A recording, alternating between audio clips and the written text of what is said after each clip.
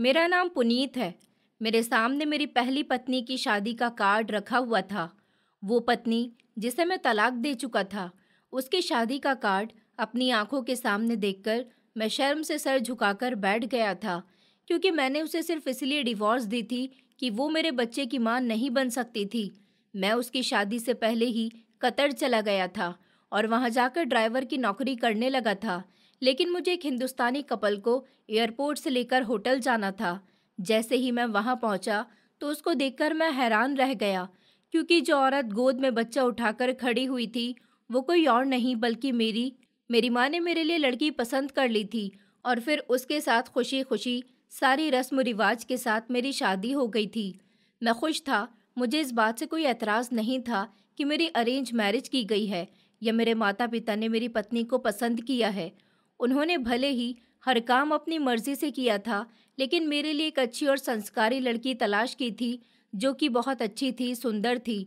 भले ही मेरी शादी घर वालों ने अपनी मर्जी से करवाई थी, लेकिन मैं अपनी पत्नी को शादी के बाद बहुत चाहने लगा था, बिल्कुल ऐसे जैसे वो मेरी अपनी पसंद की हो। फिर वक्त गुजरता गया और धीरे धीरे हमारी शादी को 5 साल हो चुके थे, मगर अभी तक हमें संतान की खुशी नहीं मिली थी। अभी तक हम दोनों की गोद खाली थी। ये कमी अभी भी मेरे दिल में तीर की तरह चुभने लगी थी। मेरा दिल चाहता था कि मेरे बच्चे हों, मेरा परिवार आगे बढ़े। मेरे बच्चे जिनको मैं अपनी गोद में उठाकर खिलाऊं, जो मुझे पापा कहें, और मैं उनकी हर ख्वाहिश पूरी करूंगा। लेकिन मेरी ये चाहत अभी तक पूरी नहीं हुई थी। मेरी पत्नी एक अच्छी औरत होने के साथ साथ मेरा बहुत ख्याल रखती थी। उसकी तरफ से कभी मुझे कोई शिकायत नहीं हुई थी। बस जिंदगी में एक यही कमी थी कि वो अभी तक माँ नहीं बनी थी। मैं अभी अभी ऑफिस से घर वापस आया था और आते ही फौरन खुद को कमरे में बंद कर लिया था, क्योंकि आज हमारा एक कलीग ऑफिस में अपने 3 साल के बेटे को लेकर आया था। उसे देखकर तो मुझे ऐसा लगा था जैसे मेरी जिंदगी अधूरी हो, क्योंकि उसकी शादी मेरी शादी के बाद हुई थी, फिर भी उसके पास बेटा था। मेरे दिल में एक अजीब सा अधूरापन आने लगा था। इसलिए ही मैं ऑफिस से तबीयत खराब का बहाना बनाकर जल्दी घर वापस आ गया था। जब मैं घर आया तो मेरी पत्नी घर पर मौजूद नहीं थी, क्योंकि उसने सुबह मुझे बता दिया था कि आज उसे अपने मायके जाना है। कितनी ही देर तक मैं अपने कमरे में बैठा रहा था और यही सोचता रहा था कि आखिर कब तक मुझे औलाद के लिए तरसना पड़ेगा। मेरी पत्नी बहुत भोली भाली और मासूम थी, जिसकी वजह से मेरा मन नहीं करता था कि मैं उससे कुछ कहूँ, कोई शिकायत करूँ, कोई शिकवा करूँ, उसे बताऊँ कि मैं अंदर से कितना खालीपन महसूस करता हूँ। मैं जानता था कि कुछ भी उसके हाथ में नहीं है, लेकिन फिर भी न जाने क्यों मैं उसके सामने जब भी आता था तो खुद पर बड़ा काबू करता था। मैं नहीं चाहता था कि इस एक वजह से हम दोनों के बीच झगड़ा पैदा हो। अब तो हद यहाँ तक हो गई थी कि मेरे दोस्त भी मेरा मजाक उड़ाने लगे थे। कुछ देर तो मैं अपने कमरे में ही बैठा रहा था। जब मेरे दिल का बोझ थोड़ा हल्का हुआ तो मैं कमरे से बाहर निकल आया और सीधा किचन में आ गया था। मेरी पत्नी अभी तक वापस नहीं आई थी। अब मुझे खाना भी खुद ही बनाना था। मैं बहुत ज़्यादा थका हुआ था और मेरी तबीयत भी कुछ ठीक नहीं लग रही थी, लेकिन मुझे बहुत भूख भी लगी हुई थी, इसलिए ही मुझे खाना बनाना पड़ा। मैंने फ्रिज से आलू निकाले और आलू का भरता बनाने लगा। मैं भरता बना चुका था और बस आटा गूंथने ही वाला था कि अचानक से दरवाजे पर दस्तक हुई। मैं हाथ धोकर किचन से बाहर आ गया था। जैसे ही मैंने दरवाज़ा खोला तो वहाँ पर मेरी पत्नी रश्मि खड़ी हुई थी। उसके साथ उसका भाई भी खड़ा हुआ था। नमस्ते जीजा जी, कैसे हैं आप? रश्मि के भाई ने मुझे नमस्ते किया तो मैंने उसे घर में आने का कहा, लेकिन वो वहीं से थोड़ी बहुत बातचीत करके वापस चला गया था। उसने कहा था कि उसे कोई बहुत ज़रूरी काम है। वो तो सिर्फ अपनी दीदी को यहाँ छोड़ने के लिए ही आया था। वो चला गया और फिर रश्मि भी घर के अंदर आ गई थी। मैंने दरवाज़ा बंद कर दिया था। वो नहीं जानती थी कि आज मैं ऑफिस से जल्दी वापस आ गया हूँ। वो बेचारी तो टाइम पर ही आई थी और वो अपने साथ मेरे लिए अपने मायके से खाना भी लेकर आई थी, लेकिन अब तो मैं सब्जी बना चुका था। उसने मेरी तरफ देखते हुए कहा, पुनीत, ये आपने क्या कर दिया है? आपको पता तो है मैं जब भी मम्मी के घर जाती हूँ तो आपके लिए वहीं से खाना लेकर आती हूँ। जैसे ही मेरी पत्नी किचन में खाना बर्तन में निकालने के लिए गई तो वहाँ पर आलू का भरता बना हुआ देखकर मुझसे नाराज़ होने लगी। कहने लगी, आपने ये क्यों बनाया है? मैं आपके लिए खाना लेकर आ तो रही थी। मैंने कहा, रश्मि, तुम्हें तो कोई होश ही नहीं है कि पति कब घर आ रहा है और कब नहीं। जब तुम नहीं आ रही थी तो फिर मैंने खुद ही खाना बना लिया। आखिरकार मुझे भूख लगी हुई थी, मैं कब तक तुम्हारा इंतज़ार करता। उस बेचारी ने तो मुझसे बड़े आराम से बात की थी, लेकिन मैंने उसे बेवजह ही डांट दिया था। मेरी डांट सुनकर उसकी बोलती बंद हो गई थी। वो समझ गई थी कि मैं बहुत थका हुआ और झुंझलाया हुआ हूँ, या फिर भूख से बिलख रहा हूँ, तभी तो गुस्से में ऐसी बातें कर रहा हूँ। इसलिए वो चुपचाप खाना बर्तनों में निकालने लगी। मैंने आगे कहा, रश्मि, तुम्हें तो मेरा कोई ख्याल ही नहीं है। अगर तुम्हें मेरा ख्याल होता तो तुम मुझे बच्चे की खुशी दे देती। फाइनली आज मैंने हिम्मत करके उससे ये टॉपिक छेड़ ही दिया था। वो बेचारी चुपचाप बर्तनों में खाना निकाल रही थी कि मैंने एक पे एक वार कर दिया था। मेरी बात सुनकर तो वो बेचारी सवाल करती हुई नज़रों से मेरी तरफ देखने लगी थी, क्योंकि मैंने पहले कभी भी उसे इस तरह से बच्चा ना होने का ताना नहीं दिया था। उसने मेरी तरफ पलटकर देखा और मायूसी भरा चेहरा बनाकर कहने लगी, पुनीत, आपकी तबीयत तो ठीक है ना? आज आप ये कैसी बहकी बहकी बातें कर रहे हैं?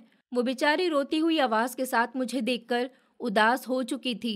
न जाने क्यों उसका ऐसा चेहरा देखकर मुझे और भी ज़्यादा गुस्सा आ गया था। मैंने कहा, आखिर तुम क्या समझती हो कि मैं पागल हूँ जो ऐसी बातें कर रहा हूँ? मैं अपने पूरे होशो हवास में हूँ। अगर तुम्हें मेरा ख्याल होता तो तुम जल्द ही मुझे कोई खुशखबरी दे देती, मगर नहीं, तुम्हें तो मेरा कोई ख्याल ही नहीं है। मेरा गुस्सा आसमान तक पहुँच चुका था। मुझे कुछ होश ही नहीं था कि मैं क्या कह रहा हूँ। वो बेचारी आंखों में आंसू लेकर चुपचाप अपने काम में लगी रही और फिर मेरी तरफ खाने की प्लेट बढ़ाकर खुद वहाँ से चली गई। उसके जाने पर तो मुझे और भी गुस्सा आ गया था।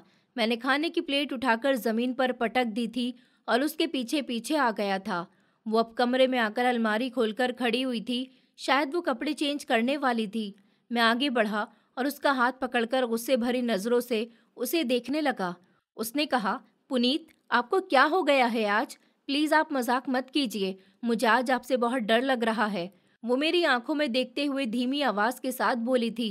मैंने कहा, अभी तुमने मुझे क्या कहा था कि पागल हूँ मैं और पागलों जैसी बातें कर रहा हूँ? क्या मतलब था तुम्हारा? मैं उस पर किसी बिखरे हुए शेर की तरह दहाड़ने लगा था। पुनीत, आप गलत समझ रहे हैं। मैंने तो बस इतना कहा था कि आज आप ठीक से बात नहीं कर रहे। मेरी पत्नी ने अपनी सफाई में बस इतना ही कहा था, क्योंकि इस समय मेरा गुस्सा हाई लेवल तक पहुंच गया था। मैंने एक झटके से उसका हाथ छोड़ा और साथ में ये भी कह दिया कि आइंदा मेरे साथ जुबान लड़ाने की ज़रूरत नहीं है। इतना कहकर उसी समय ही मैं कमरे से बाहर निकल आया था। मैंने खाना भी नहीं खाया था और आंगन में इधर से उधर टहलने लगा था। मेरा दिमाग साए साए कर रहा था। मेरा दिल चाह रहा था कि अभी अभी मेरे घर में भी बच्चों की किलकारियां गूंजे, मगर ये तो मुमकिन नहीं था। शायद इसी वजह से ही मैं गुस्से से पागल हो रहा था। कुछ देर तक तो मैं गुस्से से इधर से उधर टहलता रहा था, लेकिन अब मुझे वहाँ पर टहलते हुए लगभग 1 घंटा हो चुका था। इसके बाद मैंने रश्मि को नहीं देखा था और ना ही वो कमरे से बाहर निकली थी। अब मेरा गुस्सा थोड़ा ठंडा हो चुका था और मैं सोच रहा था कि आखिर इस सब में रश्मि बेचारी का क्या कसूर है। वो तो हर समय ही डॉक्टर को दिखाती रहती है, ट्रीटमेंट लेती रहती है, जैसा डॉक्टर बोलते हैं वैसा करती है। शायद मैं अपने कलीग के बेटे को देखकर आज इस हालत तक पहुंचा था कि उस पर गुस्सा कर बैठा था। अब मुझे बहुत बुरा लग रहा था, क्योंकि आज से पहले मैंने कभी अपनी पत्नी से इतने गुस्से में कभी भी बात नहीं की थी। हमारी शादी को पूरे 5 साल हो चुके थे, मगर आज तक मैंने कभी भी उसे इस तरह से नहीं डांटा था। बल्कि हम दोनों के बीच तो कभी झगड़ा भी नहीं हुआ था और ना ही मैंने कभी उसे औलाद न होने का ताना दिया था। मैं धीरे धीरे कदमों के साथ चलते हुए कमरे में आया तो वो लाइट ऑफ करके सो रही थी। पहले तो मेरा दिल चाहा कि मैं लाइट ऑन करूं और उससे बात भी करूं, मगर फिर उसे सोता हुआ देखकर मैं भी खामोशी से उसके साथ ही बेड पर आकर सो गया था। जैसे ही मैं सोया तो मुझे उसकी हल्की हल्की सी सिसकियां सुनाई देने लगी थी। इसका मतलब कि वो जाग रही थी, बल्कि वो रो रही थी। उसके रोने की आवाज़ सुनकर तो मेरा कलेजा मुंह को आ गया था। मुझे ऐसा लग रहा था कि जैसे वो मेरी वजह से ही इतनी तकलीफ में है। मैं उसी समय उठा और लाइट ऑन कर दी। लाइट ऑन होते ही वो जल्दी से दुपट्टे के पल्लू से आंसू साफ करने लगी, जो अंधेरे में छुपकर बहा रही थी। वो अब ऐसे जाहिर कर रही थी कि जैसे कुछ हुआ ही न हो।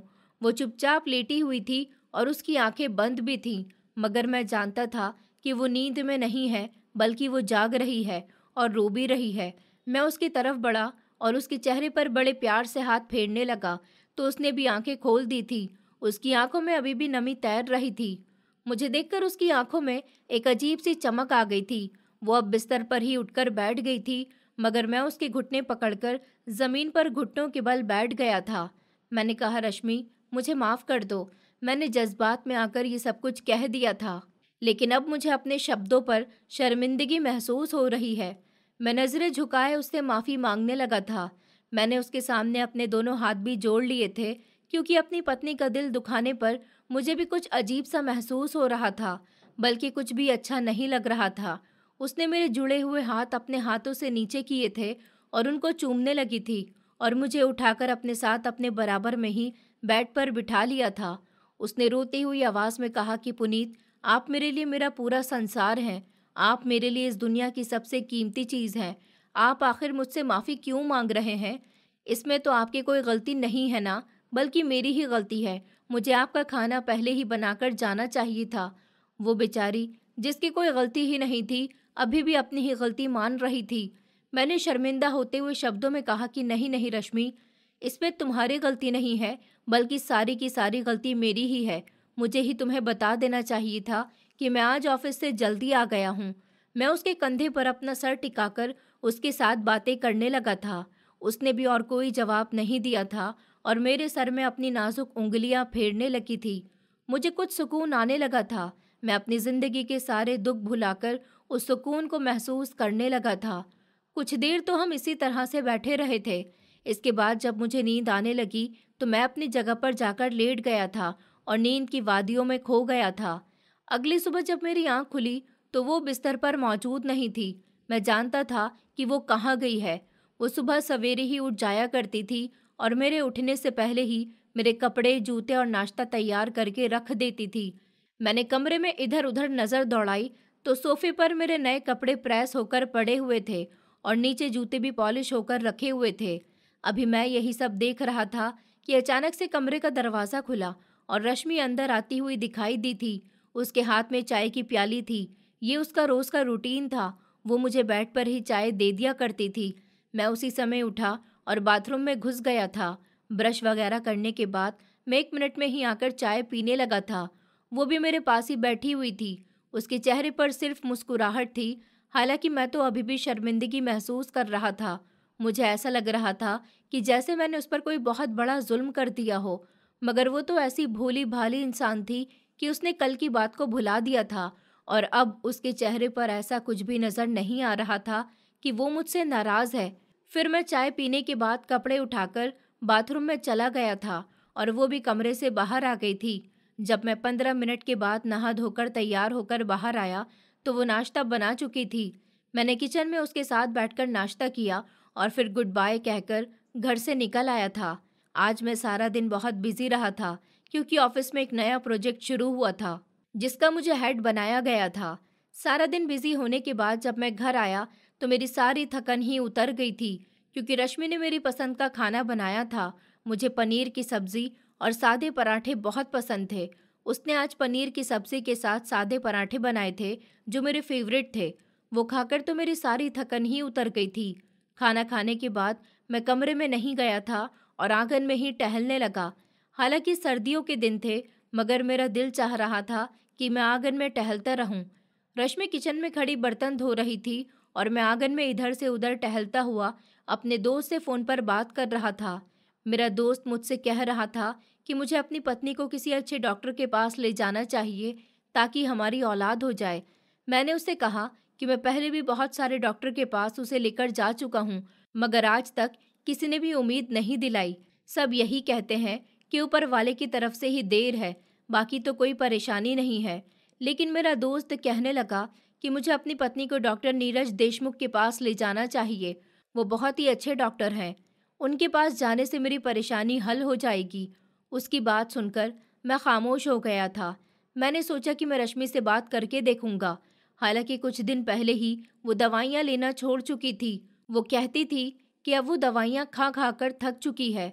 कुछ देर तो मैं आंगन में इधर से उधर टहलता रहा था और उसके बाद किचन में रश्मि के पास ही पहुंच गया था। जैसे ही मैं किचन में पहुंचा तो वो भी लाइट ऑफ करके बाहर ही निकलने लगी थी। मुझे देखकर रुक गई। मैंने उससे कह दिया था कि वो लाइट ऑफ करके बाहर ही आ जाए। अब हम दोनों आंगन में एक साथ ही टहल रहे थे। मैंने रश्मि से कहा कि मुझे तुमसे एक बहुत ज़रूरी बात करनी है। मैंने उसका हाथ पकड़ लिया था तो वो सवाल करती हुई नज़रों से मेरी तरफ देखने लगी। मैंने कहा, रश्मि, दरअसल बात यह है कि मैं चाहता हूँ कि हम डॉक्टर नीरज देशमुख के पास चलें। मेरे दोस्त नैतिक ने मुझे बताया है कि वहाँ जाकर हमारी चाहत पूरी हो जाएगी। मैंने अपनी पत्नी से बड़े मान से कहा था, लेकिन उसने तो मेरी बात सुनकर फौरन ही अपने हाथ छुड़वा लिए थे और अजीब नज़रों से मुझे देखने लगी, जैसे मैंने कोई बहुत बड़ा पाप कर दिया हो। उसने कहा, पुनीत, आप ये कैसी बातें कर रहे हैं? मैं फिर से इन चक्करों में नहीं पड़ना चाहती। आप तो जानते हैं कि मैंने इन 5 सालों में कितनी गरम गरम दवाइयाँ खाई हैं, जिनकी वजह से मेरा पेट भी हमेशा ख़राब रहने लगा है। दवाइयाँ खा खा कर मैं परेशान हो गई हूँ। अब मुझ में हिम्मत नहीं है कि मैं आगे और दवाई खाऊं। वैसे भी सारे डॉक्टर यही कहते हैं कि मुझ में कोई परेशानी नहीं है, बल्कि देर ऊपर वाले की तरफ से ही हो रही है। उसने तो एक लंबी चौड़ी लिस्ट बनाकर मुझे सुना दी थी और फिर कमरे के अंदर चली गई थी। मुझे उसकी बात सुनकर बहुत गुस्सा आ रहा था। मैं तो चाह रहा था कि हमारी परेशानी हल हो जाए, मगर वो तो इस बारे में बात करने के लिए अभी तैयार ही नहीं थी। मैं भी गुस्से में कमरे में ही पहुंच गया था, क्योंकि मैंने अब सोच लिया था कि मैं हार नहीं मानने वाला। वो बेड पर बैठी हुई मोबाइल इस्तेमाल कर रही थी। मैंने उसका मोबाइल खींच लिया और दीवार पर देकर मार दिया। मैंने चिल्लाते हुए कहा कि रश्मि, तुम्हें थोड़ा भी होश नहीं है कि मुझे कितनी ज़्यादा फिक्र है। मैं दिन रात इसी फिक्र में घुल रहा हूँ कि अगर मेरी संतान नहीं हुई तो क्या होगा। औलाद के बिना इंसान की ज़िंदगी अधूरी रह जाती है। हमारे बुढ़ापे में हमारा सहारा कौन बनेगा? हमें माता पिता कौन कहेगा? हमारा परिवार आगे कैसे बढ़ेगा? तुम तो इन सब बातों के बारे में सोचती ही नहीं हो, लेकिन मुझे पता है कि मुझे दूसरों को देखकर कितनी तकलीफ होती है। सब अपने बच्चों को लेकर कितने सीरियस होते हैं, प्यार करते हैं, उन्हें स्कूल लेकर जाते हैं, उन्हें घुमाते फिराते हैं, उनकी खुशियों को पूरा करते हैं, मगर हमारे पास तो औलाद ही नहीं है। हम तो खाली हाथ हैं। मेरा गुस्सा आसमान की बुलंदियों को छू रहा था और मैं गुस्से में न जाने उससे और भी क्या क्या कह बैठा था। अब उसकी आंखों में आंसू आ गए थे। उसने कहा, पुनीत, आप मेरी बात समझ क्यों नहीं रहे हैं? कि आपको नहीं पता कि मैं औलाद के लिए नहीं तरस रही? मैंने कितनी कोशिश की है, सैकड़ों डॉक्टर को दिखा लिया।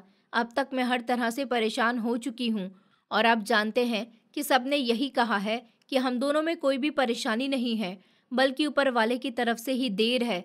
मैं भी चाहती हूँ कि मेरी भी औलाद हो। मैं दूसरी औरतों को देखती हूँ, वो अपने गोद में अपने बच्चों को लेकर कितना प्यार करती हैं, मगर मेरे पास बच्चा नहीं है। कि आपको इस बात का एहसास नहीं कि मैंने कोई कोशिश नहीं की है? आप आखिर क्यों सब्र नहीं कर लेते?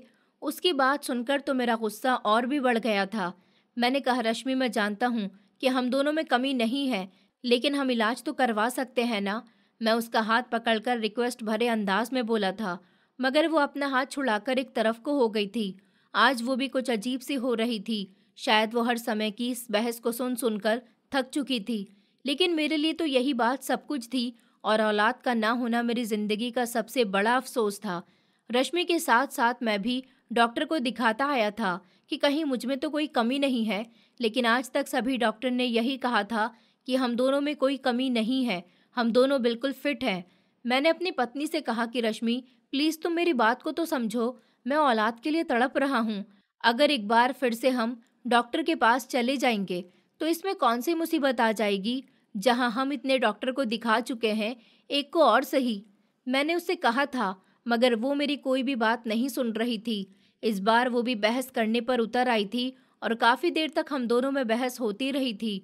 फिर मैं गुस्से से कमरे के बाहर निकल गया था। मेरा गुस्सा आसमान को छू रहा था। मेरा दिल चाह रहा था कि मैं अपनी जान ले लूं।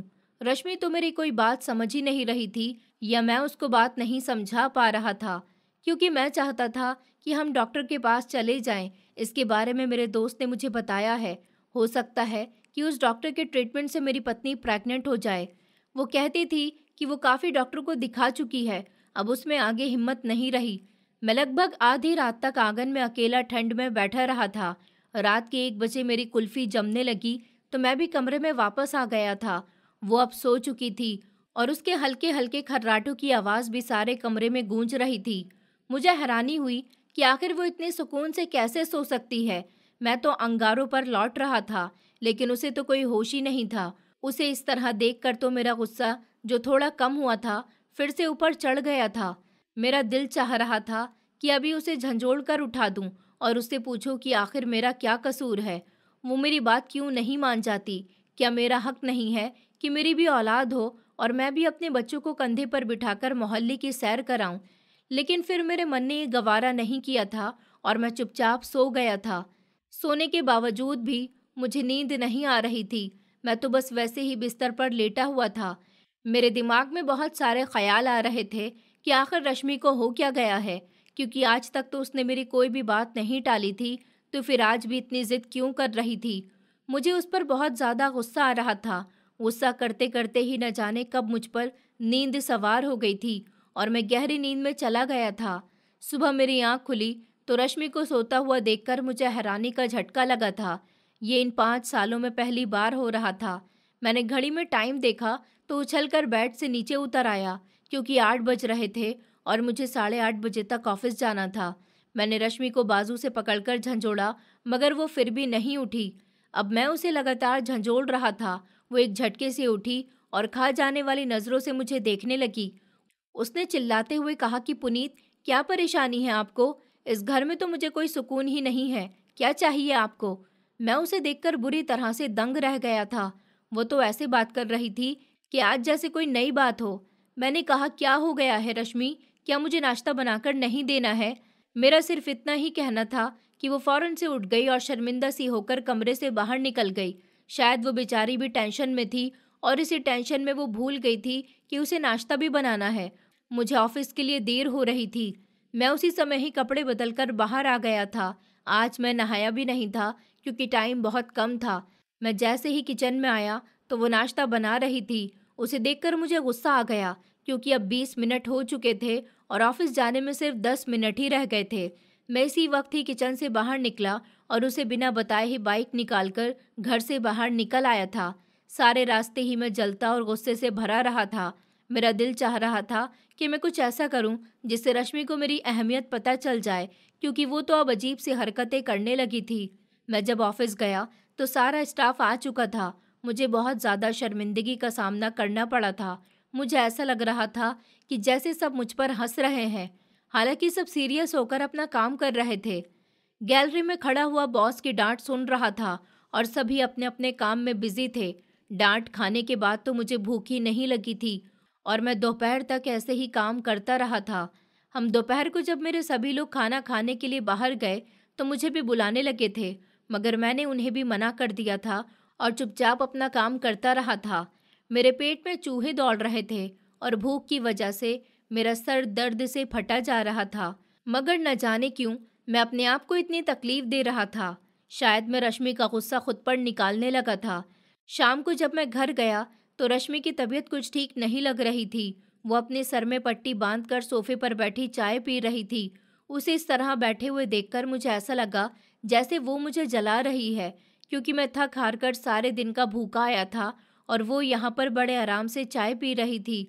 मैंने उससे कुछ नहीं कहा था और चुपचाप कमरे के अंदर चला गया था। मैंने दरवाज़ा भी बंद कर दिया था। न जाने मुझे क्यों इतना ज़्यादा गुस्सा आ रहा था। शायद अब मेरे दिल में बच्चे की कसक फिर से सर उठाने लगी थी, क्योंकि हर दूसरे तीसरे दिन ही कोई ना कोई कलीग अपने बच्चे को अपने साथ ले आता था, जिन्हें देखकर मुझे भी बच्चे की कमी महसूस होती थी। आज भी मेरे कलीग ने एक छोटी सी बेटी अपने साथ ली हुई थी। वो 4 साल की बच्ची मुझे बहुत प्यारी लग रही थी। मेरा दिल चाह रहा था कि मैं उसे अपने घर ले जाऊं, मगर मेरा वो कलीग राजी नहीं हुआ था। शायद इसी वजह से ही मुझे गुस्सा आ रहा था। मैं बेड पर बैठा यही सोच रहा था कि अगर मेरी अपनी औलाद होती तो मुझे किसी के बच्चों को ऐसे लालच भरी नज़रों से ना देखना पड़ता। आखिर मुझे कब तक औलाद के लिए तरसना पड़ेगा। तभी अचानक से कमरे के दरवाजे पर दस्तक हुई। मैं जानता था कि ये कौन है। मैंने अंदर बैठे बैठे जवाब दे दिया कि मुझे कुछ नहीं चाहिए, क्योंकि मैं जानता था कि रश्मि खाना लेकर आई होगी। उसने तेज़ आवाज़ में कहा कि पुनीत, आप खाना खा लीजिए। आप सुबह भी नाश्ता करके नहीं गए थे। अगर आप खाना नहीं खाएंगे तो फिर मैं भी नहीं खाऊंगी, क्योंकि मैं भी आपकी वजह से सुबह से भूखी बैठी हुई हूँ। मैं जानती हूँ कि आप नाराज़ हैं, नाराज़गी आपकी मुझसे है, खाने से तो नहीं है ना? इसलिए प्लीज़ खाना खा लीजिए। मुझे अंदर बैठे-बैठे रश्मि की आवाज़ बिल्कुल साफ सुनाई दे रही थी। उसकी आवाज़ सुनने के बाद भी मैंने दरवाज़ा नहीं खोला और वहीं पर बैठा रहा था। वो अभी भी दरवाज़ा बजा रही थी, मगर मैंने दरवाज़ा नहीं खोला था। कुछ देर तक तो वो दरवाज़ा बजाती रही थी और फिर मायूस होकर खुद ही वापस लौट गई। मैं भी कुछ देर इसी तरह से कमरे में बैठा रहा था। अब इस हादसे को लगभग 1 घंटा गुजर चुका था। मुझे एहसास हुआ था कि वो बेचारी ठंड में बाहर बैठी होगी। मैं उठकर कमरे से बाहर निकल आया था, मगर वो आंगन में मौजूद ही नहीं थी और किचन की लाइट भी जल रही थी। मैं किचन की तरफ गया और जैसे ही दरवाजे के छेद से अंदर देखा तो वो बड़े मज़े से चूल्हे के पास खड़ी चूल्हा जलाकर उसकी आंच से अपने हाथ सेक रही थी। उसे इस तरह से देखकर तो मुझे बहुत ही गुस्सा आया था। मेरा दिल चाह रहा था कि अभी और इसी समय उसे घर से भगा दूं। औलाद ना होने की वजह से मैं इतनी ज़्यादा टेंशन में था, मगर उसे तो जैसे कोई होश ही नहीं था। मैंने धड़ाम से दरवाज़ा खोला और दंदनाता हुआ अंदर पहुंच गया था और चिल्लाते हुए कहा, रश्मि, तुम्हें थोड़ी भी शर्म नहीं आ रही कि मैं कितनी टेंशन में हूँ और तुम यहाँ पर बड़े मज़े से बैठकर आग से अपने हाथ सेक रही हो? मैं किचन के अंदर दाखिल होते ही उस पर गुस्से से फट पड़ा था। वो मुझे इतना ज़्यादा गुस्से में देखकर जल्दी से चूल्हा ऑफ करके साइड को खड़ी हो गई थी और कहने लगी कि पुनीत, आप क्या कह रहे हैं? अब आखिर मैंने क्या कर दिया? आप खुद ही तो दरवाज़ा नहीं खोल रहे थे, तो फिर मैं कहाँ जाती? मुझे ठंड लग रही थी, इसलिए मैं किचन में आकर अपने हाथों पर गरमाई लेने लगी। इस बार उसने भी सख्त शब्दों में जवाब दिया था। शायद वो भी मेरी बातें सुन सुनकर थक गई थी। उसका जवाब सुनकर मुझे बहुत गुस्सा आया था और मैंने ज़िंदगी में पहली बार अपनी पत्नी के मुंह पर एक ज़ोरदार थप्पड़ मार दिया था और फौरन ही किचन से बाहर निकालकर धक्का दे दिया था। हालांकि मैं उसे खाने का कहने के लिए आया था, मगर उसे इस तरह देखकर तो मेरी भूख ही उड़ गई थी। मैं चुपचाप जाकर बेड पर सो गया था। मुझे कुछ होश ही नहीं था कि वो कब कमरे में आई और कब मेरे पास आकर सो गई। जब सुबह मेरी आंख खुली तो वो वहां पर मौजूद नहीं थी और मेरे कपड़े रोज की तरह प्रेस होकर पड़े हुए थे। मेरा दिल चाह रहा था कि मैं उससे रात के लिए माफ़ी मांगूं, क्योंकि रात मैंने उसके साथ बिल्कुल भी अच्छा व्यवहार नहीं किया था। मगर मेरा दिमाग मुझे बहका रहा था कि आखिर इस सब में मेरा क्या कसूर है? गलती तो उसी की थी जिसने मुझसे बदतमीज़ी की। मैंने कपड़े बदले और बिना नाश्ता किए ही दिमाग के हाथों मजबूर होकर घर से बाहर निकल गया था। सारा दिन ही मैं इसी ख्याल में रहा था कि मुझे अब क्या करना चाहिए, क्योंकि अब मैं औलाद की तड़प और बर्दाश्त नहीं कर सकता था। मैं अपने केबिन में बैठा हुआ काम में बिजी था कि अचानक से मेरा एक दोस्त सुशांत वहां पर आ गया था और मुझे उदास देखकर कहने लगा, मेरे दोस्त, मैं अच्छी तरह से जानता हूँ कि तुम्हारी उदासी की वजह क्या है। मैं तो कहता हूँ कि तुम भाभी से अपनी जान छुड़ा लो और दूसरी शादी कर लो, क्योंकि भाभी तुम्हें औलाद की खुशी नहीं दे सकती। उसने आते ही ये बात कही और मेरे दिल पर वार कर दिया था। उसकी बातें सच में मुझे बुरी लग रही थी, मगर वो कह तो सच ही रहा था और मैं भी अब इस बारे में सोचने लगा था। मैंने सोचा कि आखिर कब तक मैं इंतज़ार करूंगा। एक न एक दिन तो मुझे अपनी पत्नी को छोड़ना ही पड़ेगा, क्योंकि मैं औलाद के बिना नहीं रह सकता और वो मुझे औलाद नहीं दे सकती। इस समय मुझे पता नहीं था कि जो चीज़ भाग्य में नहीं होती वो इंसान चाहकर भी हासिल नहीं कर सकता। उस समय तो मैंने अपने दोस्त से कह दिया था कि मैं अपनी पत्नी को नहीं छोड़ सकता, लेकिन मेरे दिल में अब ये बात घर कर गई थी कि मुझे रश्मि को छोड़ देना चाहिए। मेरा दोस्त बिल्कुल ठीक कह रहा है। मैं घर गया तो मुझे फिर से बहुत ज़्यादा गुस्सा आ रहा था। मुझे खुद भी समझ नहीं आ रही थी कि मैं इतना ज़्यादा गुस्से में क्यों रहने लगा हूँ। रश्मि ने मेरे सामने खाना लाकर रखा तो मैंने उठाकर खाना ज़मीन पर पटक दिया और फौरन ही कमरे से बाहर निकल गया था। मैं खाना ऑफिस से ही खाकर आया था, इसलिए मैंने बिना सोचे समझे ही खाना ज़मीन पर फेंक दिया था। मेरी पत्नी बेचारी, वो भी हैरान रह गई थी कि आखिर मैंने ऐसा क्यों किया, मगर मैंने उसकी नज़रों के सवालों के जवाब नहीं दिए थे और आंगन में आकर बैठ गया था। वो भी मेरे पीछे नहीं आई थी। शायद अब वो भी मेरे इन रोज़ रोज़ के झगड़ों से तंग आ गई थी। वो भी मुझसे खिंची खिंची रहने लगी थी। अगले दिन भी मैं नाश्ता किए बिना ही घर से बाहर निकल गया था और ऑफिस में जाकर ही नाश्ता कर लिया था। अब मेरा ये रोज़ का रूटीन बन गया था कि हर रोज़ ही हमारे बीच किसी न किसी बात को लेकर झगड़ा हो जाता था और मैं नाश्ता किए बिना ही ऑफिस के लिए निकल जाता था। रात का खाना भी मैं बाहर से ही खाकर आया करता था। अब रश्मि भी मुझसे बहुत दूर हो गई थी। उसने मेरी रिक्वेस्ट करना छोड़ दी थी। औलाद ना होने की वजह से ही मैं बहुत ज़्यादा चिड़चिड़ा हो रहा था। आज जब मैं ऑफिस से घर आया तो मेरा दिमाग पहले से ही घूमा हुआ था, क्योंकि मेरे सभी दोस्तों ने मुझसे कहा था कि आखिर तुम कब तक एक बांझ औरत के साथ अपनी ज़िंदगी गुजारोगे। जो औरत औलाद ना दे सके, उस औरत का वजूद ही बेकार होता है। आखिरकार मेरे दोस्त सच ही तो कह रहे थे। आखिर मैं कब तक ऐसे ही सब्र कर सकता था। मैंने सोच लिया था कि मैं रश्मि को छोड़ दूंगा और इसके बाद दूसरी शादी कर लूंगा, ताकि दूसरी औरत से मुझे औलाद हो सके। मगर मैंने ये कभी नहीं सोचा था कि अभी मैं रश्मि को इस सब के बारे में कुछ नहीं बताऊंगा, बल्कि चुपचाप ही कोर्ट से तलाक के कागजात तैयार करवाऊंगा। उस दिन मैंने ऑफिस से छुट्टी जल्दी ले ली थी और वकील के पास पहुंच गया था। मैंने उसे डिवोर्स पेपर बनाने के लिए कह दिया था और उसने मुझसे कहा था कि 1 हफ्ते के बाद में वो पेपर्स आकर ले सकता हूँ। 1 हफ्ते का सुनकर तो जैसे मुझे कुछ होने लगा था, क्योंकि अब मुझे अपनी पत्नी के साथ 1 मिनट भी नहीं रहना था। अब मुझसे और सब्र नहीं हो सकता था, क्योंकि जब भी मैं रश्मि को देखता था तो मुझे अपने घर में एक कमी सी महसूस होती थी। मगर अब मुझे इंतज़ार तो करना ही था। इस 1 हफ्ते में मैं बहुत चुप चुप रहता था और मैंने रश्मि से जानबूझकर ही दूरी बनाई रखी थी। अब वो मेरे दिल से उतर चुकी थी। इस हफ्ते में भी मैंने 1-2 बार उससे कहा था कि हम डॉक्टर नीरज के पास चलते हैं, मगर उसने तो मेरी बात ऐसी हवा में उड़ा दी थी कि जैसे मेरी कोई अहमियत ही ना हो। आज मुझे वकील साहब के ऑफिस से डाइवोर्स पेपर्स लेने के लिए जाना था, इसलिए मैं ऑफिस नहीं गया था, क्योंकि मैंने सोचा था कि आज मैं छुट्टी कर लेता हूँ और मुझे वकील साहब के ऑफिस भी दिन के 11 बजे जाना था। मैं आज देर से घर से निकला था। रश्मि को भी नहीं पता था कि मैं ऑफिस जा भी रहा हूँ या नहीं, क्योंकि अब तो हमारे बीच बातचीत भी नहीं होती थी। यहाँ तक कि मैंने तो अपना कमरा भी अलग कर लिया था और इस बात पर भी उसने कोई हंगामा नहीं मचाया था। मैं 1 घंटे के बाद जब घर वापस आया तो उसकी हैरानी की हद न रही थी, क्योंकि उसे पता नहीं था कि मैं ऑफिस गया भी हूँ या नहीं। जब मैंने उसके हाथ में डिवोर्स के पेपर्स पकड़ाए तो उसकी आंखों से आंसू बहने लगे थे, मगर अब मेरे पास कोई और गुंजाइश नहीं थी। मैंने सोच लिया था कि मैं अब इसे छोड़ दूंगा। उसने रोते हुए कहा कि पुनीत, आप मेरे साथ ऐसा कुछ नहीं कर सकते। मैं आपको दिल से चाहती हूँ, प्लीज़ मेरे साथ ऐसा मत कीजिए। वो बुरी तरह से रो रही थी। मेरे कदमों में बैठकर मेरी रिक्वेस्ट करने लगी। मैंने एक झटके से अपने पाँव छुड़ाए थे और पीछे होकर खड़ा हो गया था। उसके शब्द बिल्कुल भी मुझे पसंद नहीं आ रहे थे।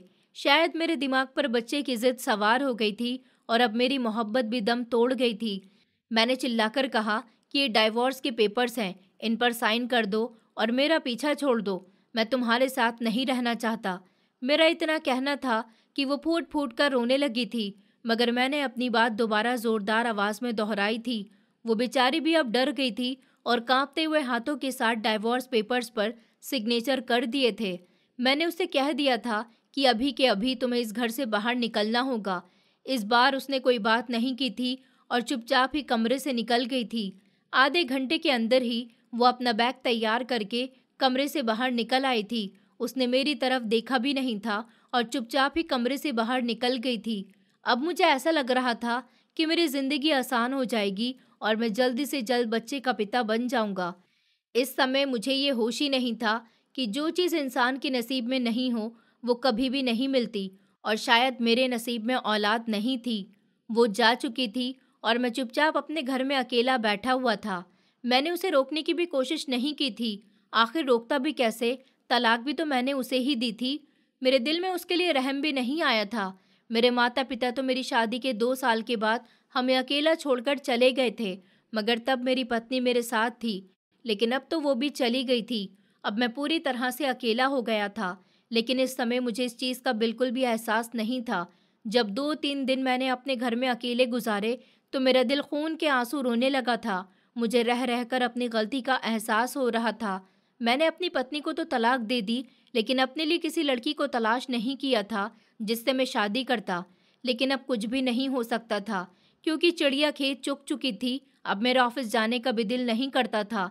आज पूरे 3 दिन बाद जब मैं ऑफिस गया तो एक और मुसीबत मेरा इंतज़ार कर रही थी। मुझे ऑफिस से निकाल दिया गया था, और वो भी किसी वजह के भी नहीं। ये सुनकर तो मेरा दिल दहल गया था। मुझे ऐसा लगा था कि मुझे मेरे किए की सज़ा मिल गई है, क्योंकि मैंने एक बेकसूर को तलाक दी थी, लेकिन फिर मैंने खुद को संभाल लिया था और ऑफिस से बाहर निकल कर आ गया था। मैंने सोचा कि सिर्फ यही तो एक ऑफिस नहीं, शहर भरा पड़ा है, मुझे कहीं भी नौकरी मिल सकती है।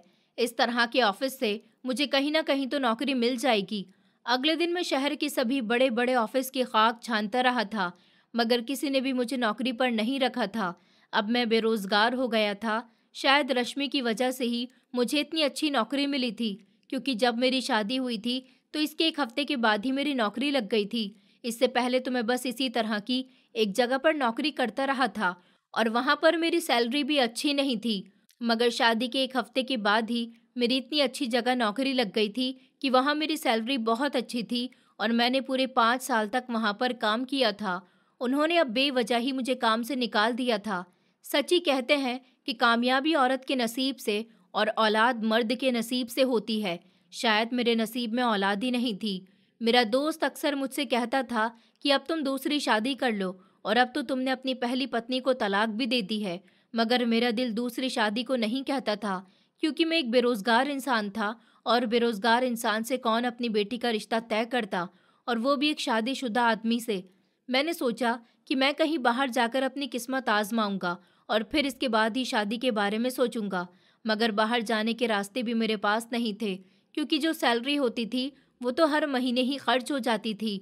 मेरा तो कोई बैंक बैलेंस भी नहीं था और जो थोड़े बहुत पैसे मेरे पास थे, इससे मैं बाहर नहीं जा सकता था। फिर मैंने सोचा कि मैं अपना घर बेच दूंगा और बाहर चला जाऊंगा, क्योंकि अब ये घर भी मुझे काट खाने को दौड़ता था। लेकिन अभी मेरा पासपोर्ट वगैरह बनने में 1-2 महीने लग जाने थे। अब मैं सारा दिन ही घर पर रहता था। तन्हाई मुझे काटने को दौड़ती थी। मुझसे कोई बात करने वाला नहीं था। मैंने अपने दोस्तों से भी मिलना जुलना छोड़ दिया था। आज पूरे 1 महीने के बाद जब मेरी अपने दोस्त से मुलाकात हुई, मैं उसके घर पर जाकर उससे मिला था और एक पहाड़ मेरे सर पर टूट पड़ा था।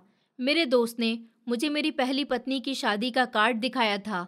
ये शादी का कार्ड था जिसे देखकर मुझे हैरानी का एक जोरदार झटका लगा था। मैंने तो समझा था कि इस बांझ औरत से कोई भी शादी नहीं करेगा, लेकिन अभी तो हमारे डिवोर्स को सिर्फ 2 महीने हुए थे, इसकी इतनी जल्दी शादी हो रही थी। मेरे दोस्त ने बताया कि वो उसका कोई दूर का जानने वाला था जो रश्मि से शादी कर रहा था, और उसने ही मेरे दोस्त को भी कार्ड भेजा था। जब मेरे दोस्त ने मुझे वो कार्ड दिखाया तो मुझे ऐसा लगा कि अभी मैं ज़मीन पर ढेर हो जाऊंगा। मेरी ज़िंदगी बर्बाद हो गई थी और रश्मि अपनी ज़िंदगी में आगे बढ़ गई थी। मैं बिना कुछ खाए पिए ही अपने दोस्त के घर से बाहर निकल आया था। हालांकि उसने मेरे लिए खास डिनर का इंतज़ाम रखा था। सारे रास्ते ही मेरी आंखों से आंसू बहते रहे थे। मुझे रह रहकर अपनी गलती का एहसास हो रहा था। अब मुझे लग रहा था कि मैंने बहुत गलत कदम उठा लिया था। मैं घर नहीं गया था, बल्कि सीधा एजेंट के पास चला गया था। उससे कहा था कि वो जल्द से जल्द मेरा पासपोर्ट बनवा कर दे। अब मैं और इस देश में नहीं रह सकता था। एजेंट ने कहा कि अभी कुछ दिन लगेंगे, मुझे इंतज़ार करना होगा। उसकी बात सुनकर मैं घर आ गया था। वो 15 दिन मैंने बड़ी मुश्किल में गुजारे थे और पूरे 15 दिन के बाद मैं कतर के लिए रवाना हो गया था। वहाँ जाकर मैं टैक्सी चलाने लगा था। मैंने अपना घर भी बेच दिया था और उन्हीं पैसों से ही मैंने एक टैक्सी खरीद ली थी और अब मैं एक ड्राइवर बनकर एक अनजाने देश में ज़िंदगी गुजार रहा था। मेरी ज़िंदगी में कोई भी सुख नहीं रहा था। पहले मेरी ज़िंदगी अच्छी थी, मेरा अपना घर था और उसमें मेरी पत्नी भी रहती थी, मगर अब तो मैं बिल्कुल ही अकेला हो गया था। हर समय मैं यही सोच सोच कर पछताता रहता था, मगर मेरे पछताने का कोई फ़ायदा नहीं था। अब तो मैं स्मोकिंग भी करने लगा था।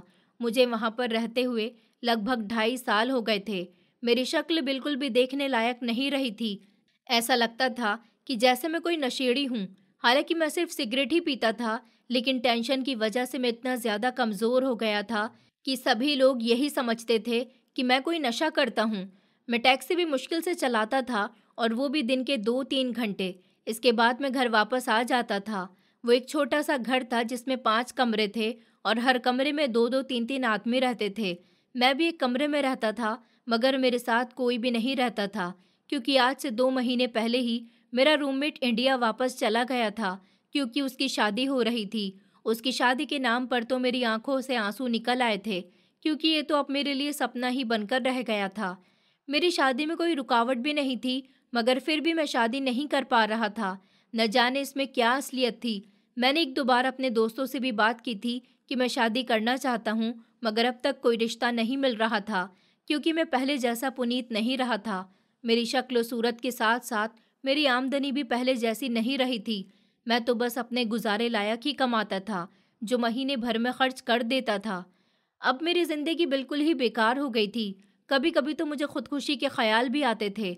मेरी एक गलती ने मेरी सारी जिंदगी बर्बाद करके रख दी थी। अभी भी मैं जिंदा था, शायद मुझे इस गलती की सज़ा दुनिया में ही मिलनी थी। आज मुझे एक इंडियन कपल को एयरपोर्ट से पिक करने के लिए जाना था। उन्होंने ऑनलाइन राइड बुक की थी और 5 बजे का टाइम दिया था। अभी 3 बज रहे थे, मतलब कि 2 घंटे के बाद मुझे उन्हें एयरपोर्ट से लेने के लिए जाना था। मेरा दिल बोझल सा हो रहा था। मेरा दिल काम करने को नहीं चाह रहा था, लेकिन मुझे पैसों की ज़रूरत थी, क्योंकि पिछले 3 दिन से मैं काम पर नहीं गया था और मेरे पास पैसे भी ख़त्म होने को थे। मैं जानता था कि जब मेरे पास पैसे ख़त्म होंगे तो मुझे लोगों के सामने हाथ फैलाने पड़ेंगे, और ऐसा मैं बिल्कुल भी नहीं चाहता था। इसलिए ही हिम्मत करके 4 बजे नहा धोकर एयरपोर्ट आ गया था। अभी तक फ़्लाइट ने लैंड नहीं किया था। फ़्लाइट को लगभग 1 डेढ़ घंटे की देरी थी। मैं वहीं पर खड़ा होकर अपने यात्रियों का इंतज़ार कर रहा था। अब 5 बज चुके थे और फ़्लाइट भी आ चुकी थी, मगर अभी तक वो यात्री बाहर नहीं निकले थे। शायद एयरपोर्ट में यात्रियों के बैग्स की चेकिंग हो रही थी। पूरे आधे घंटे के बाद मुझे एक मैसेज रिसीव हुआ था और इसी नंबर से आया था जिन्होंने राइड बुक की थी। वो मुझे एक चौक की तरफ बुला रहे थे। वो एक फेमस रास्ता था जिसे मैं बड़े अच्छे से जानता था। मैं पिछले 2.5-3 साल से यहाँ पर काम कर रहा था और यहाँ के चप्पे चप्पे को अच्छी तरह से जान गया था। जब मैं वहाँ पर पहुँचा तो वहाँ मुझे एक मर्द और एक औरत दिखाई दिए थे। औरत का डायरेक्शन दूसरी तरफ था और मर्द का डायरेक्शन मेरी तरफ था। वो सड़क पर मुझे हाथ के इशारे से रोक रहा था, क्योंकि मैंने उसे अपनी टैक्सी का नंबर सेंड कर दिया था और नंबर देखकर ही वो मुझे रोकने लगा था। जब मैंने इस जवान आदमी को खुद को रोकते हुए देखा तो मैं भी रुक गया था, क्योंकि मैं भी समझ चुका था कि ये वही इंसान है जिसने राइड बुक की थी। अब वो इंसान इस औरत के कंधे पर हाथ रखे उसे टैक्सी में बैठने के लिए कह रहा था। जैसे ही उस औरत ने डायरेक्शन मोड़ा तो मुझे हैरानी का एक ज़ोरदार झटका लगा था, क्योंकि वो कोई और नहीं बल्कि रश्मि थी, और उसकी गोद में एक छोटा सा बच्चा भी था जिसकी उम्र लगभग 1 डेढ़ साल ही लगती थी। वो दोनों अब मेरी गाड़ी में आकर बैठ गए थे। रश्मि ने मुझे नहीं देखा था, क्योंकि मैंने अपने चेहरे पर मास्क लगा रखा था। उस इंसान ने, जो शायद रश्मि का पति था, मुझे एक होटल का एड्रेस दिया था। मैं इसी तरफ ही गाड़ी दौड़ाने लगा था। मुझे कोई होश नहीं था। मुझे ऐसा लग रहा था कि गाड़ी अभी किसी चीज़ से टकरा जाएगी, मगर मैंने खुद पर बड़ी मुश्किल से कंट्रोल किया था और बड़ी सावधानी के साथ गाड़ी चलाने लगा था। फिर मैंने उन्हें होटल छोड़ दिया था और सीधा घर वापस आ गया था। घर आकर मैंने खुद को कमरे के अंदर बंद कर लिया था और मैं फूट फूट कर रो रहा था। मुझे ऐसा लग रहा था कि आज मुझे अपनी गलती की सज़ा मिल गई है। अब तक तो मैं पछताता आया था, क्योंकि मैं रश्मि से मोहब्बत करता था और गुस्से में आकर ही उसे तलाक देती थी। लेकिन अब तो मेरी सब्र की परीक्षा थी, क्योंकि अब तो वो माँ भी बन चुकी थी। अब मुझे समझ आ गई थी कि सच में औलाद मर्द के नसीब से होती है। मेरे नसीब में औलाद थी ही नहीं, तो फिर कहाँ से आती। मेरा दिल खून के आंसू रो रहा था। कुछ दिन तो मैं घर पर ही रहा था। अब मेरा यहाँ पर भी दिल नहीं लगता था और मैं 1 महीने के अंदर अंदर ही वापस हिंदुस्तान आ गया था।